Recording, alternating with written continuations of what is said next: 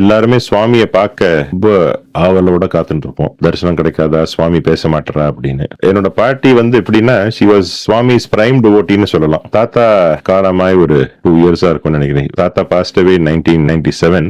1999 சுவாமியோட பர்த்டே.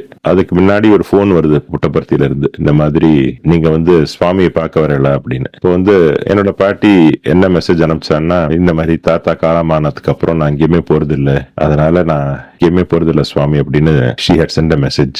உடனே திருப்பி ஒரு மெசேஜ் வந்தது, சுவாமியே அவரோட கார் அனுப்புறார், அந்த கார்ல நீங்க வரணும் புட்டபர்த்திக்கு அப்படின்னு. யாருக்குமே இந்த மாதிரி சுவாமி தன்னோட காரை அனுப்பிச்சு ஒரு கூட்டின் வரதாக ஒரு கேள்விப்பட்டதே இல்லை. அதனால சுவாமி அவரோட I think it was Benz car நம்ம பாத்துக்கு வந்தது. என்னோட wife Geetha, she also accompanied பாட்டி and they went to Puttaparthi for Swami's birthday. அங்க ஒரு 2-3 days இருந்தா. அது ரொம்ப மெமரபிள் எக்ஸ்பீரியன்ஸ். ஏன்னா சுவாமி கூப்பிட்டு சுவாமியை போய் பாக்குறதுன்றது ஒரு ரொம்ப ஒரு ரேர் ஒகேஷன். அப்படி பார்த்துட்டார் சுவாமி பாட்டிய.